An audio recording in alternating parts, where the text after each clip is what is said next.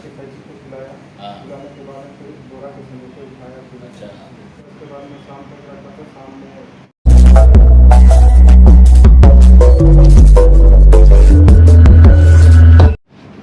चानन थाना में हम लोगों को एक डेड बॉडी मिला था 19 तारीख को। और उसमें सूचना ये आई थी कि पुल के नीचे बारिश उस दिन काफ़ी हुई, तो पुल के नीचे एक बोरा में लाश पैक करके फेंका हुआ है। और बारिश जो तेज़ी से हुई थी तो पुल के नीचे से बह के बाहर आया था, तो पूरे ग्रामीण जुट गए थे। आगे जब खोल के देखा गया, थाना प्रभारी विवेक गए वहाँ और इंस्पेक्टर भी गए, तो देखे तो महिला का डेड बॉडी था जो निर्वस्त्र था। और उसको ऐसा लगा कि गला पर दबाकर हत्या किया गया था। जुबान बाहर निकला हुआ था, शरीर पर चोटें भी थी, लेकिन उस वक्त उसका शिनाख्त नहीं हो पाया था, पहचान नहीं हो पाया था। तो फिर हम लोगों ने 302, 201 में चानों में हम लोगों ने कांड दर्ज किया और पेपर मीडिया में इसको व्यापक प्रचार प्रसार हम लोगों ने किया। 2-3 दिनों के बाद एक मैसेज ये आया कि नहीं, उस महिला को जो डेड बॉडी मिला था उसके परिजन आए और आके रिम्स गए। रिम्स में उसकी पहचान की और फिर थाना पे भी लौट के आए, तो थाना पर भी कुछ पार्ट रखा हुआ था शरीर कपड़े का जो बचा हुआ था। तो पहचान हुई इजरेन टोपो के रूप में महिला का जो 30 वर्ष आयु था। तब वहीं से पता चला कि नहीं, इनकी शादी हुई थी और पति उनको बहुत प्रताड़ित करते थे। तो हम थाना प्रभारी जाके उनके पति निकोलस टोपो जो माडर के रहने वाले थे, गर्मी गांव के, उनको पकड़ के लाया गया। जब सख्ती से जब पूछताछ हुआ तो बताया कि इनकी पति इजरेन ने इन पर मुकदमा दर्ज कराया था फैमिली कोर्ट में, और मेंटेनेंस का मामला चल रहा था।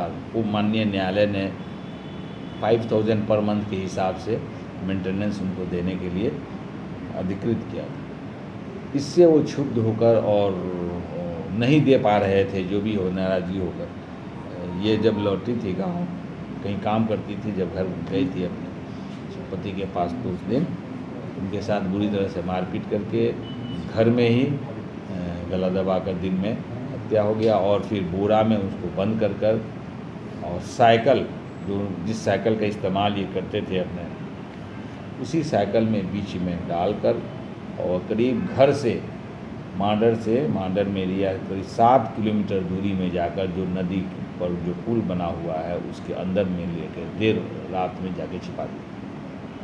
इनके इकबालिया, इनकी डिटेल हम लोगों ने कर लिया और इनके इकबालिया बयान पर जब ये हत्या किए तो उस ढंग से, तो फिर इनके शरीर पर जो कपड़ा था, जो इनका मोबाइल था, उन तमाम चीज़ों को ये लोग जला दिया। इनके बयान पे ही वो उसका जो अवशेष मोबाइल का जो बचा हुआ है, कपड़ा बचा हुआ, उसको हम लोगों ने जब्त कर लिया है और माननीय न्यायालय के समक्ष इनको आज प्रस्तावित हम लोग कर रहे हैं।